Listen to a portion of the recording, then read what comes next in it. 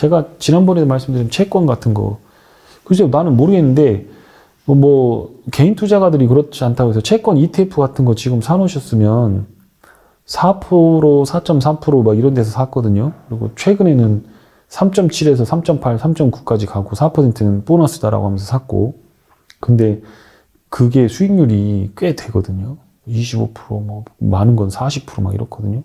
그러니까 레버리지를 써서 그러니까 제 비추를 하지만 25%를 내 재산 1억이면 그 중에서 30%, 40%를 그렇게 해서 포트폴리오로 해서 25%, 30% 앞으로 1% 떨어질 때마다 25%씩 더 붙으면 진짜 리세션이 와서 금리가 다시 1%대로 들어오게 되면 이 재산은 2배가 될 건데, 채권으로 2배를 버는 건데, 남들 다 곡소리 날 때 이놈 팔아갖고 주식 사면 거기서 또 2배가 날 건데, 아니 이렇게 좋은 걸 안 하고 그까지 챗 GPT 뭐 해가지고 그거는 기술적으로 보고 멀리 보고 투자를 해야 돼. 10년 보고. 지금 타이밍이 그렇다면 그거에 대해서는 말을 안 하지만, 리세션이 오게 되면 기존에 우리가 레거시하게 투자하는 그런 패턴은 안 맞는다. 그게 제 주장이죠. 그래서 현금, 예금 갖다 놓고 채권 투자하고 20, 30%만 갖고 주식하고, 그럼 깨져도 별거 아니기 때문에 빠른 테마주를 매매하기에 더 좋은 거죠. 편하게 갈 수 있으니까. 그렇게 간 거라고 보고 있습니다. 이제 좀 궁금한 게 아까 앞서서 말씀하신 건데 PPI가 꺾이고 CPI는 생각보다 높은 수준이어가지고 그렇게 되면 이제 기업 이익이 좋아지는 구간이 역대 리세션에서 코로나 제외하고는 다 있다고 말씀하셨잖아요. 네, 한두 분 있어요. 왜 그럴까요? 그러니까 소비라고 하는 건 금방 줄지가 않거든요. 그리고 돈줄이 마르기 전까지는 사람들이 소비를 안 줄여요. 근데 공장은 미리 재고를 쌓아놔가지고 재고를 확충해 놓은 거예요. 예를 들어 여기 책상 100개가 팔릴 것 같아. 그런데 꿈을 갖죠. 120개 만들어놔. 그러다 안 팔리면 덤핑 쳐버리는 거지 이제. 그러면 사무용가고 파는 인테리어 하는 업체들은 옛날에 책상 10만 원 주고 사던 거 5만 원에 사다가 깔아버리는 거죠. 그러면서 소비자는 어쨌든 간에 최종 목적지의 소비자가 소비를 줄인다는 거는 여태까지 미국이 소비가 침체된 적은 별로 없었어요. 큰 리세션이 오지 않으면 계속 늘어납니다. 소비는. 그러니까 그런 의미 때문에 CPI는 PPI보다 항상 늦게 반영을 하고 늦게 떨어지고 그렇게 한다. 보시면 될 거예요. 여기에 속으면 안 되겠네요. 그러면. 속으면 안 돼요. 속으면 안 돼요. 그거 항상 사람들이 보면 이 기사나 뉴스나 이 레토릭이나 내러티브에 엄청 속아요. 특별히 그런 것들이 있잖아요. 주식은 장기 투자고 가치 투자고. 가치가 뭐야? 가치를 설명해봐. 추상명사인데. 사랑. 정의. 뭐가 정의? 그냥 모르잖아요. 모르니까 사회 시스템이 그거에 접근하기 위해서 많은 시스템들이 그거에 맞춰져 있는 거죠. 가치, 밸류에이션. 이 기업이 가치가 있다. 이 볼펜 가치 있느냐? 사이다 경제 이거 가치 있느냐? 이 볼펜 가치가 얼마냐 이러는 거죠. 지금 뭔가 서류에 서명을 해야 되는 사람은 이게 1,000원, 2,000원의 가치가 있겠지만 그냥 굴러다니는 볼펜이라서 이거 갖다 쓰지도 않는 사람도 있을 거란 말이죠. 가치라는 건 매우 상대적이고 그 다음에 비대칭적이고 그리고 매우 추상적인 명사라는 거죠. 그런 거예요. 그래서 저는 이렇게 내러티브나 레토릭이 나올 때 우리 투자자들이 그걸 검증하는 시간들을 가져야 되고, 제가 책에서도 계속 설명하려고 했던 게, 아니 50%, 30% 확률밖에 안 되는 50% 미만인 많은 정보들을 머릿속에 다 채워넣는 거예요. 이 병에다가 모래부터 채워넣는 것처럼 다 집어넣는 거예요. 그리고 나서 정작 중요한 실험지표, 당장 리세션이 오면 뭐 해야 됩니까? 라고 알려줘. 채권 하십시오. 듀레이션 하십시오. 지금 채권 시장 어떻다. 그거 정보 주면 못 알아듣겠거든, 이거. 이거 똑똑한 것 같긴 한데 돈은 안 될 것 같거든. 그래서 챗 GPT 다 하다가 이제 다 깨먹는 거예요. 일단 채권 얘기를 하셔가지고 채권 쪽 좀만 더 여쭤보면은, 네. 책에서 보니까 20년 만에 채권 투자 기회가 열렸다. 네. 라고 해서 이 듀레이션이 긴 채권 ETF에 투자하면은 괜찮은, 네. 수익률을 올릴 수 있다. 네. 라고 말씀하신 게 방금 전에 말씀하신 그 부분인 것 같고. 그렇습니다. 예. 그렇다면은 약간 이게 경기 침체로 가니까, 만약에 이제 뭔가 내가 장기채에 투자했을 때 경기 침체가 안 오고 소프트 랜딩이나 좀 애매하면은 사실 그 금리가 많이 안 빠지니까 그렇죠. 기대 수익률이 낮잖아요. 맞아요. 예. 근데 이제 반대로 생각해보면, 이 말을 바꿔서 생각해보면, 이사님께서는 그럼 리세션이 세게 와가지고 금리가 좀 많이 내려갈 것이다. 장기채 금리가. 그렇죠. 그렇게 보시는 건가요? 네. 제가 그 말 책을 쓸 때가요, 금리가 4.3%였습니다. 4.3%. 그러니까 지금 3.3%예요. 1% 빠졌어요. 제로츠 같은 미국 채권 이게 25배짜리입니다. 30배짜리로 했으면 30%, 25배짜리면 25%입니다. 그래서 이런 것들이죠. 근데 저는 이걸 왜 그러냐면 리세션이 안 온다고 하더라도 미국의 장기 성장률, 경제 성장률, 잠재 성장률과 10년물 국채 금리는 같아져요. 그럼 2%예요. 그러면 지금 그 4%에서 2%니까 50%는 일단 먹는다고 했는데 나는 50%의 수익, 챗 GPT 500만 원, 1000만 원 사갖고 5배 벌어봐야 얼마 벌죠? 그렇게 봐야 한 3천만 원 버는 거면 그러면 세상에 주식하는 놈들은 다 자기 밑으로 보일 거예요. 저도 그랬던 적이 있습니다. 천재인가 내가? 나는 정말 이 길로 나가야 되나? 그때 그 생각만 하지 않았어도 제 인생이 이렇게 힘들진 않았을 텐데. 그냥 무주식이 상팔자거든요. 주식 안 하고 뭘 열심히 해도 살 수 있는데 주식 시장이 너무 좋고 떠날 수가 없고 이거 내 운명 같아서 받아들이고 살았지만 이게 최고라고 말하기는 어렵습니다. 부동산으로 저보다 돈 잘 버는 사람도 많고요. 장사해서 잘 버는 사람도 많고 일만 열심히 해서 대기업에서 승승장구해도 몇십억씩 건지면서 자기 좋아하는 일 하면서 살 수 있습니다. 근데 주식을 하는 사람들은 대체적으로 보면 뭔가 이렇게 자산을 불리고자 하는 부분들이 있는 거예요. 자산을 불리는 거거든요. 그러면 제가 얘기할 때 여기서 뭐라 했냐면 당신 재산이 당신들께서 당신이란 게 당신 이거 아닙니다. 네네. 당신들께서 저기 스텝이 되게 제가 발언을 심하게 할까봐 걱정하는 눈빛으로 저를 보고 있죠. 제가 말실수를 많이 하니까. 그렇죠. 당신들께서 네. 이렇게 해서 100억이 있다. 부동산 넣을 거냐 지금. 주식에다 100억 못 때려박는다. 그런 자리 아니다. 금리 올릴 때. 이거 언젠가 한번 부러지는데 아니다. 그러면 안전한 게 뭐냐. 채권, ETF. 그러면 50%는 100억 때려넣어서 50%면 2년 정도 이제 인플레 완화되면 2년 정도 되는데 장기 국채 금리가 2%대까지 떨어진다라고 하면 2년 동안 50% 먹는 건데 이게 작냐. 그러니까 수익률 곱하기 비중이거든요. 3천만 원 갖고 10배 먹어봐야 3억이에요. 그런 거 하고 싶어 하거든요. 근데 보통 그렇게 하면 결과적으로 보면 마이너스 3억 되는 경우가 많아요. 빚까지 져서 거기다 다 때려박고 급등주 때문에 그러면서 너무 돈이 잘 벌리면 잘 벌리기 때문에 직장 때려치고 이걸 하고 싶어 하고 너무 안 벌리면 걱정돼서 일을 못 하고 그러면서 1, 2년, 2, 3년 동안 그 시간이 자기 인생에서 공백이 생겨 구멍이 나버려요. 그래서 제가 주식은 그렇게 배우면 안 된다라고 얘기합니다. 자기 삶을 행복하게 만들기 위해서 이걸 하는 건데 거꾸로 주객이 전도돼 버려요. 누구나 그런 과정을 한 번씩은 거쳐요. 첫사랑처럼. 그래서 그런 부분들에 대해서 말씀을 드린다면 2% 수익률, 국채 수익률이 2% 깎꾸러지거나 올라가는 건 매우 큰 이벤트다.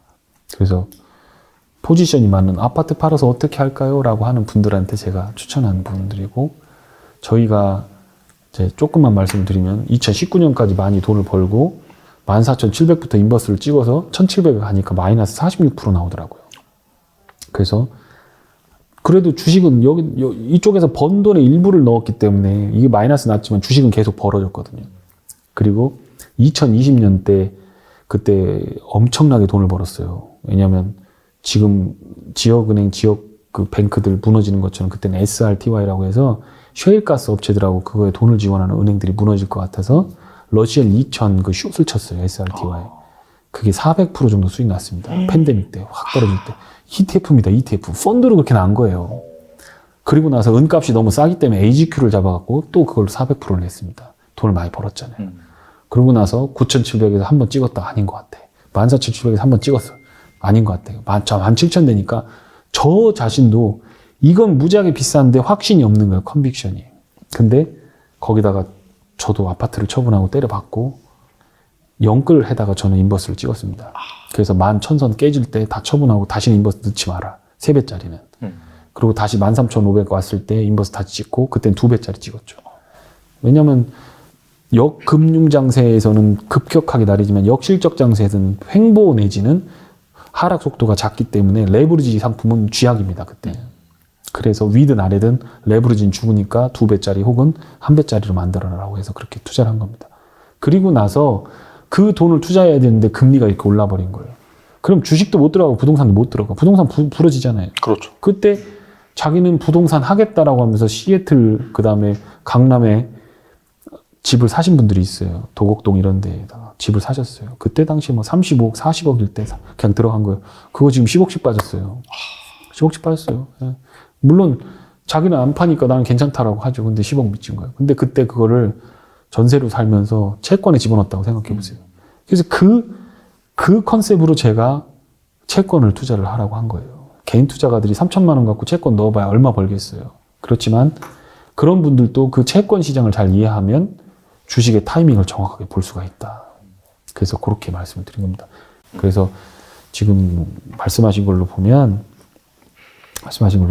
어쨌든 간에 지금은 투자하기 매우 애매한 시기가 맞습니다. 그래서 채권을 뭐 만약에 투자를 못 하신다 그러면 채권 금리가 3.7 이상, 3.78 혹시 10년물 국채가 올라준다면 하시고 한 가지 채권에서 또 하나 남았어요. 그게 뭐냐면 이거 다 까도 되나? 이거 저 하는데 저희 선풀 많이 들어요. 아, 그 선풀. 네. 좋았어. 종목 번호는 제가 남기진 않겠는데 회사채 시장이 흔들리기 시작할 겁니다. 아, 회사채는 국채하고 달라요. 회사채는 금리, 기준금리보다 그 위에 붙는 스프레드가 더 중요합니다. 기업이 도산이 되거나 자금 경색이 일어날 때는 회사채들, 우리 거 말고 미국은 영구채도 있고요. 10년물짜리들 평균 두레이션 7에서 8년 정도까지 움직여요. 스프레드가 500bp씩 붙습니다. 막 꽝 터지면 500bp 퍽 붙여서 채권 가격이 훅 떨어집니다. 그럼 ETF로 확 사면 됩니다. 그러면 국채가 저금리로 데려서 완전히 저거 되면 걔들도 천천히 내려갑니다. 하이힐드 채권까지 만질 필요가 없고 인베스먼트 그레이드 등급 중에서 듀레이션이 7년에서 10년 사이에 맞춰진 회사채 중에서 투자 적격 등급 채권을 모아놓은 ETF가 있습니다. 그거를 이렇게 보고 있다가 세상이 어지럽고 뱅킹들이 막 흔들리기 시작하고 자금 조달이 할 때 미국은 그런 기업들 안 무너져요, 잘. 자기 시장만 잘하고 있어도 채권 자금 조달 다 돼요. 그러니까 제가 보니까 안 망하더라고. 그런 트리플 A 등급, 더블 A 등급 이런 것까지는 할 필요 없지만 B 등급에서 A1 등급 정도 되는 그런 채권들, A 등급 초반에 되는 A 등급에서 제일 나쁜 등급 혹은 B 등급에서 제일 좋은 등급 채권들을 모아놓은 것들은 이 레버지가 커요. 그런 것들 투자해 놓으시면 국채는 못 들어갔다고 하더라도 그거는 들어가실 수 있다. 이거 진짜 50% 정도는 네. 되는 수익률을 가능합니다, 이건. 그렇죠. 그 정도 되겠죠. 충분합니다. 50% 됩니다. 50% 듀레이션이 뭐 7, 8이라고 보고 보통 스프레드가 500에서 450에서 500 붙고 지금 4%에다 400 붙으면 거의 뭐 7%, 8%잖아요. 그게 2%까지 내려가니까 6% 곱하기 10 하면 60% 뭐 대충 세금 떼고 뭐 하고 하면 50% 정도까지는 뭐 오케이. 그렇게. 어차피 이제 그 뭐 A나 이제 B 사이에 그 정도라고 해서 뭔가 심각한 리세션이 와서 그 중에 한두 개 망한다 하더라도 사실 ETF니까. ETF니까 다 망하지는 않을 거잖아요. 그렇죠. 그리고 그런 애들은 또 자녀재산 청구나 이런 것들을 통해서 할 수 있는 것들, 그러니까 보수적으로 하는 것들 나오게 되면 금리를 잘 보시고 지금은 아니지. 근데 리세션 초입에 들어가면 그게 자금 조달이 있지. 지금 경색처럼 막히면서 SBB뱅크처럼 이게 터지면 그게 꼭 나오거든요. 맞아요. 그럼 그때 딱 확 잡으시면 그거가 수익이 충분히 났을 때 주식 들어가셔도 안 늦습니다. 그렇습니다. 그러면 약간 결과적으로 이제 국채에서 먼저 수익이 나고, 그 다음에 이제 회사채 쪽에서 수익이 나고, 그 다음에 이제 마지막으로 주식으로 이제 갈아탈 그 타이밍이 되게 중요하잖아요. 네. 그러면 그 타이밍 같은 경우에는 아까 그 말씀하신 그 실업수당 청구건수, 그게 이제 뭐 실업률이라든지 그게 이제 약간 꺾이는 그 시점이라고 보면 될까요? 네. 거의 비슷하게 일치할 겁니다. 부동산 가격, 네. 주식 가격, 거의 저점 그래프가 거의 한두 달 사이로 다 똑같습니다. 제가 믿으셔도 됩니다. 이런 거 알려주면 이거 그냥 알려줘도 되나? 근데 선풀? 선풀 기대하면서 저희가 알겠습니다. 그리고 이제 책에서 약간 좀 트레이딩하는 방법에 대해서 또 말씀하셨더라고요. 네. 예시로 한 1억 정도로 지수 ETF를 활용을 해서 네. 1년에 한 몇 번만 매매를 하면은 한 3, 네. 40%는 기본으로 벌 수 있다. 아, 라고 말씀하셨는데 이거 되게 솔깃하거든요. 솔깃하죠. 네네. 근데 이게 솔깃할 게 없는 게 이게 진짜 가능한 거예요. 이거 심플한 거예요. 30-40%가 목표라고 하면 이 정도로 한다 그러면 내가 증거도 보여줄 수 있어. 너무 심플해요. 대한민국은 박스장이거든요. 그 박스권만 파악하면 돼요. 어딘지쯤에. 그러면 이걸 판단하는 건 매우 간단해요. 올해 이익 추정치가 얼마냐라고 하는 거.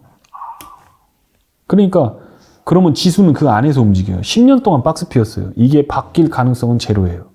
대한민국 제조업 국가이기 때문에 앞으로도 체질이 바뀌지 않는 이상, 큰 경제 패러다임이 바뀌지 않는 이상, 큰 바위 얼굴이 나와서 대통령이든 뭐 정치인이든 뭐든 대한민국의 구조를 완전히 바꿔가지고 이걸 경제 구조를 바꿀 수 있는 그런 뭐 대처 수상이나 김대중 대통령처럼 이런 어떤 뭐 이런 어떤 그런 게 안 나오면 이건 어렵습니다. 남북 통일된다든지. 그거 되면 뭐 네. 그거 되면 뭐 네. 그냥 뭐 부동산 사야지. 그러네요. 거의 뭐 부동산 무조건 뭐 주식할 데가 어딨어. 부동산 그냥 무조건 그렇게 된 이 박스권입니다. 그런데 이 박스권 저점에서 항상 나오는 게 뭐냐? 신용 잔고가 털립니다. 그리고 박스권의 고점은 12배입니다. 우리 이익의 12배. 지금으로 말하면 2,500선. PR 12배 그런 거 말씀하신 거죠.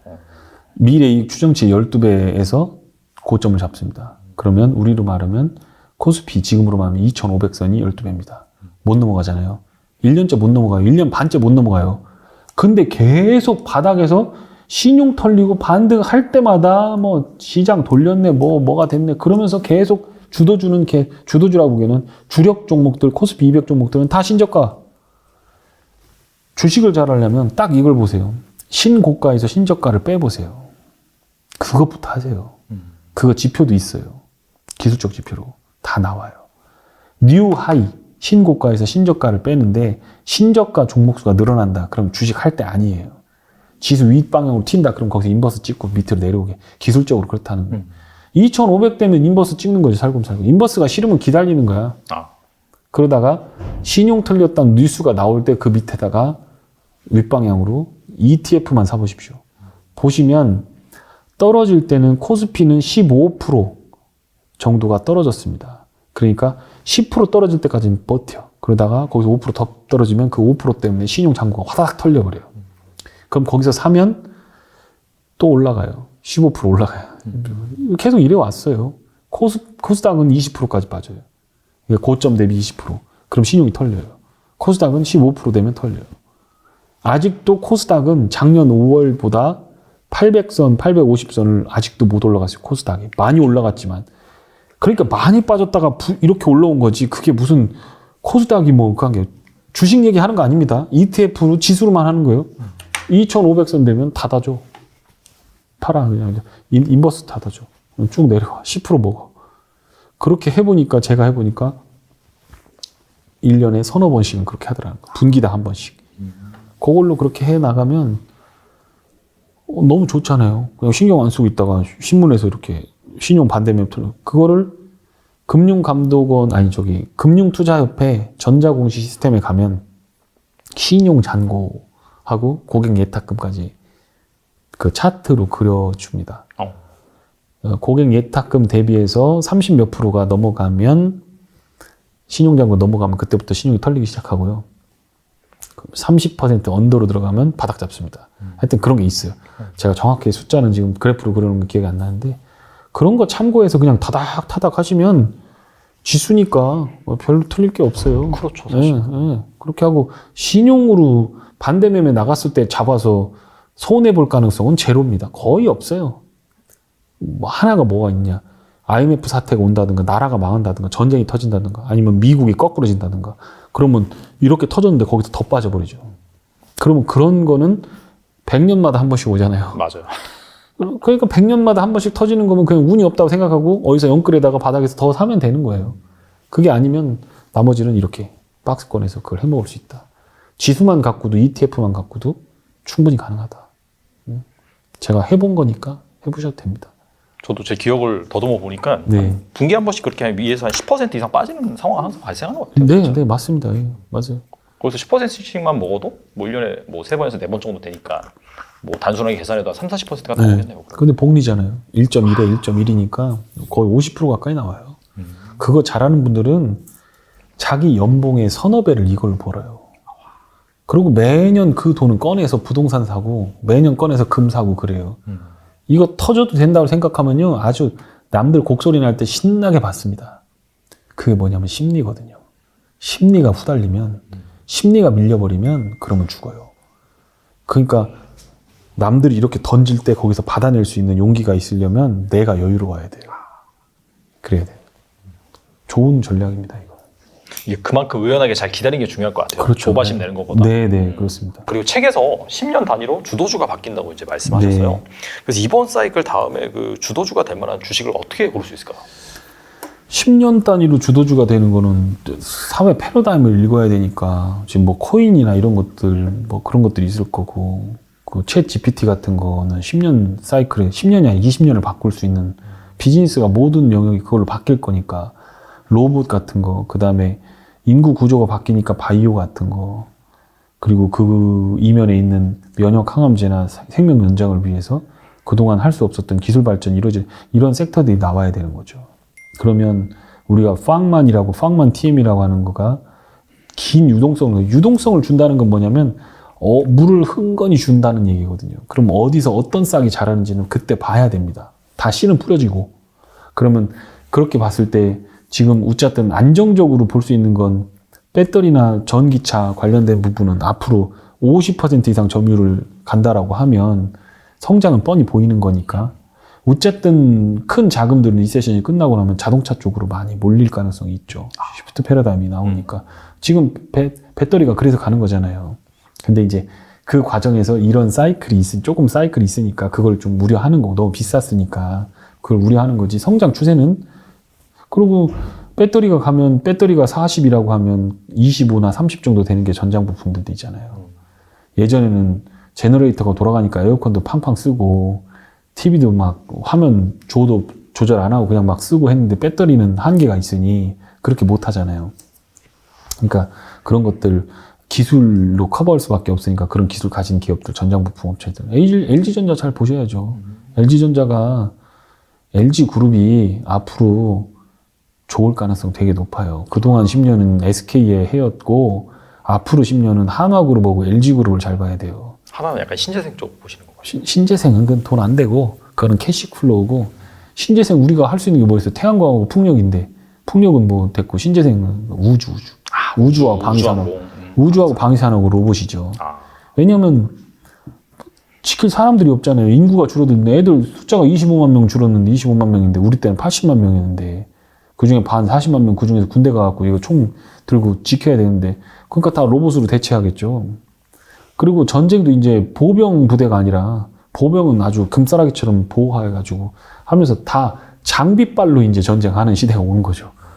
그럼 결국에는 예전에는 비행기들이 가면 이렇게 비행기 슉 하고 가지고 팝업 해갖고 비행기가 확 이렇게 돌잖아요. 이렇게. 그렇죠. 비행기 가다 막 이렇게 도는 거 나오잖아요. 네. 그게 사실은 여기 지상에 이렇게 있잖아요. 그럼 비행기가 이렇게 가다가 이렇게 거꾸로 박혀야 되잖아요.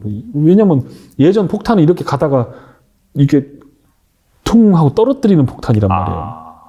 그러니까 이거를 조종해서 이렇게 던지듯이 비행기가 그 라인에 맞춰서 이렇게 내려가서 탁 던져야 된다는 거예요. 기술이 되게 중요했겠네요. 그렇죠. 파일럿의 능력이 엉뚱한 데다 떨어뜨린단 말이에요. 그래서 이제 떨어뜨려야 되는데 비행기가 이렇게 돌다가 확 이렇게 꺾으면 피가 위로 쏠려버려요. 그럼 조종사가 기절해버리거든요. 땅바닥으로 내려가는 속도가 너무 빠르니까. 그래서 그걸 어떻게 하냐면 비행기를 뒤집어서 내려가는 거예요. 이렇게.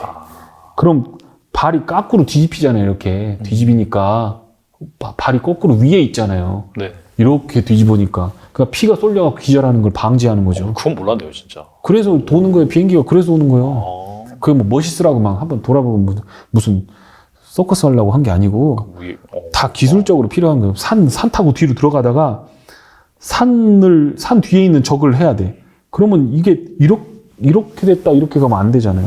그러니까 여기서 이렇게 돌아서 이렇게 타고서 여기서 이렇게 돌아서 가는 거예요. 그 파일럿의 능력이 대한민국 파일럿 능력 장난 아니야. 그 종이 비행기 같은 F5 막 들고 바늘구멍도 뚫는 게 우리 전투기 조종사들의 능력이고, 왜냐면 다른 데는 다 평지거든. 미국 같은 데 막 넓잖아요. 막 맞아요. 개활지잖아요. 네, 네. 다 보이고 날씨 좋고.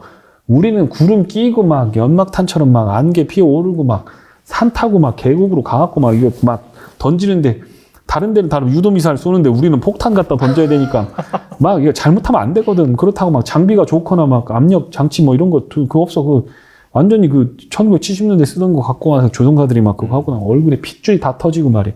이렇게 해가면서 나라를 지킨 거란 말이야. 근데 이제 그거를 장비빨로 보전을 해주는 거야, 이제. 조종사 한 명 키우는데 100억, 150억이 드니까 비행기 한 대값 아니냐. 그러니까 비행기를 더 좋게 만들어서 얘들 안 죽게 만들자. 미사일, 원격 미사일 쏘고. 그러려면 미사일 쏘려고 하면 미국이 야, 너 전쟁하지 마 하고 GPS 끊어버리면 끝나요. GPS가 있어야 되잖아요. 그럼 우리 GPS를 우리가 하려고 하면 우주 항공 분야에 있어서 우리가 정지궤도 위성을 쏴야 되는 거예요. 정지궤도 위성은 큰 GPS 위성, 통신 위성인데 저기 한 3,000km에서 4,000km 위에서 지구를 보는데 그게 세 대가 삼각형으로 트라이앵글을 그려야 정확하게 측량을 할 수가 있거든요. 그게 GPS의 핵심입니다. 한 대 갖고는 절대 GPS를 못 만들어요. 그러니까 10년 안에 그거 쏘는 거야. 2035년 이내에 그걸 쏘고서 GPS를 만들어서 그걸 가지면 극동아시아의 맹주가 되는 거지. 이제. 저 필리핀, 대만, 일본 거까지 우리 위성이 다 커버하면서 GPS 좌표 다 따갖고 저기 2호도 해상에서 탁 누르면 대만까지 미사일 날아가는 거지. 정확하게 1피트, 180m, 180m, 3피트죠. 그러니까 1평방미터 안에다가 정확하게 미사일을 꽂아 놓을 수 있는 거예요. 그 정도면 탱크 앞대가리 맞출래, 뒤에 맞출래, 아니면 위에 맞출래 정도까지도 결정할 수 있고 탱크가 움직여도 GPS가 따라다니면서 때려버릴 수 있는. 그걸 하려면 이제 우주 항공에다가 이제 붙여줘야 되는데 그거 할 수 있는 데가 어딨냐. 이제 그렇게 되면 한화나 뭐 넥스원부터 시작해갖고 이런 애들 그렇게 가는 거죠. 그러니까 인구 구조, 그 다음에 경제 상황, 그리고 기술의 발전, 그거에 맞는 것들을 채택하고 그거를 실적으로 확인하거나 우리가 그 기술의 발전이 결국엔 사회 효용을 만들어낼 수 있는 카카오톡이나 네이버처럼 그런 것들 할 수 있는 업체를 찾아서 그 매출이 나오는 시점에 들어가면 된다. 아직은 모르겠다. 솔직히 지금 보이는 게 없다. 오히려 떨어질 것만 보인다. 네, 당장 사지 마시고 리세션이 왔을 때 싸게 그렇죠. 거래될 때 그때 그렇죠. 이제 타이밍을 잡아서. 절대 지금 사시라는 게 아닙니다. 비쌉니다. 지금은. 네. 다 반영되고 돈 다 벌었어요. 이제 팔 겁니다. 이제 그러시면 안 됩니다. 예. 알겠습니다. 오늘 나와서 정말 좋은 말씀 많이 해주셨는데 끝으로 마지막으로 한 말씀만 부탁드립니다. 네, 투자자분들께 제가 매번 말씀드리지만 행복하기 위해서 주식하는 겁니다. 그 주식시장이 이게 수레바퀴 이후에 최고의 발명품입니다. 저도 가난한 집에서 저희 어머니 노점상 하셨어요. 채소 따라 이고 다니면서 대학만 가르쳐 놓으면 그래도 공무원이라도 해서 먹고 살 거 아니냐라고 했는데 제가 대학 좀 가니까 어머니 아버지의 모습을 보니까 너무 힘없고 너무 불쌍한 거예요. 그럼 어머니는 매일 새벽 기도 가신단 말이에요. 새벽 4시만 되면 가서 그거 해달라는데 공무원에서는 우리 엄마 용돈도 못 주겠다. 그래서 시작한 게 주식입니다. 그것도 우연찮게 시작을 한 건데 2번의 깡통을 찼습니다. 2번. 99년도, 08년도. 어떤 분들은 제가 그걸 트라우마라고 생각하는데 저는 극복했어요. 왜냐하면 이번에 빠질 때 저는 까꾸로 잡아갖고 큰 돈을 벌었고. 그러니까 트라우마는 극복하라고 있는 거잖아요. 그렇죠. 근데 이 수레바퀴 이후 제가 대학교 2학년 때, 대학교 1학년 말에 그때는 주식을 안 하고 공부만 했을 때인데 책 5권을 덮으면서 한 거가 수레바퀴 이후 최고의 발명품이다, 주식은. 이건 가난한 사람하고 부자를 바꿔놓을 수도 있는 거고 나도 이것만 가지면 내가 불쌍한 부모님들 용돈도 드리면서 내가 풍요롭게 살 수 있겠다. 난 이걸 가야 되겠다. 라고 하면서 그쪽으로 방향을 틀었단 말이에요. 근데 나중에 보니까 그 수레바퀴에 깔려주는 사람이 너무 많아요. 지금도 그 깔려가지고 신음하는 분들이 주로 저한테 와서 상담을 많이 한단 말이에요. 상담 안 해드립니다. 일단 선풀만 달아주기를 부탁드리고 영상 찾아보시면 됩니다. 그렇게 하는데 그 주객이 전도된다 그러죠. 행복하기 위해서 주식 투자하는데 주식을 위해서 인생을 거기다 갈아 넣어버려요. 지금은 주식할 때가 아니라고 저는 계속 1년째 말씀드리고 있습니다. 리세션이 오고 나면 제가 초강력 상방론자로 바뀝니다. 여러분들이 생각하는 것과 다르게 저는 19년 이전까지는 주식만 해왔습니다. 인버스는 하지도 않았습니다. 그리고 3천만 원, 5천만 원 다 때려받고 신용질 하다가 10배도 벌어봤지만 2달 만에 깡통도 차봤습니다. 그런데 제 직장이 버티고 있으니 돈이 또 생기니까 또 투자할 수 있고 또 투자할 수 있고 기회를 잡았던 것 뿐이고 운이 좋게 돈을 벌었던 겁니다. 그래서 목숨 걸지 마십시오. 주식에다가. 그리고 천천히 하십시오. 그리고 주식은 그냥 운대로 되는 게 아닙니다. 과학입니다. 주식은 지표가 다 있어요. 여러분들은 모르지만 저는 90개의 지표를 봅니다. 블룸버그 단말기를 연간 5천만 원 주고 제가 개인임에도 불구하고 놓았습니다. 그리고 저희 리서치하는 직원한테 너 이것만 2년 동안 내가 2년 1억 쓸 테니까 이거 가지고 너 장난감처럼 써라. 그랬더니 블룸버그 계약하러 오신 그 분이 이렇게 비싼 블룸버그 단말기를 영어를 하시는 분이에요. 한국말 잘 못하시는 분들. 이런 건, 이거를 장난감 쓰라고 하는 분 처음 봤습니다. 이렇게 했거든요. 지표들이 다 있어요. 계기판들이 다 있는데 여러분들이 보지 못하는 겁니다. 그걸 다 설명드리자면은 일주일도 모자라요. 그런데 분명한 건 지금은 모든 게이지들이 리세션을 가리키고 있기 때문에 천천히 하십시오. 그리고 캐시책을 많이 하시고 빚 갚으시고 그렇게 한 조금 후에 한 1년 정도 지나서 리세션의 어느 순간에 강력한 상방론자가 돼서 그때 한번 뵙도록 하겠습니다. 알겠습니다. 말이 길었네. 아니. 너무 좋은 말씀 감사드리고 네. 사실 아시잖아요, 다들. 이게 상승이 있으면 하락이 오고 언젠가 오는데 그 하락을 확실히 잘 알려주는 미리 경고해주는 지표가 있습니다. 그 지표를 뭐 블룸버그 단말기는 아니지만은 또 이사님께서 최근에 출간하신 책에 네. 잘 담겨져 있기 때문에 네. 한번 꼭 사서 보시면 좋을 것 같아요. 네. 언젠간 하락은 오긴 오거든요. 네. 그런 관점에서 여러분들이 잘 보시면 좋지 않을까 생각이 되고 제가 중간중간에 말씀드렸던 선풀도 좀 많이 부탁드리겠습니다. 지금까지 강현현 이사님 나와주셔서 감사합니다. 고맙습니다.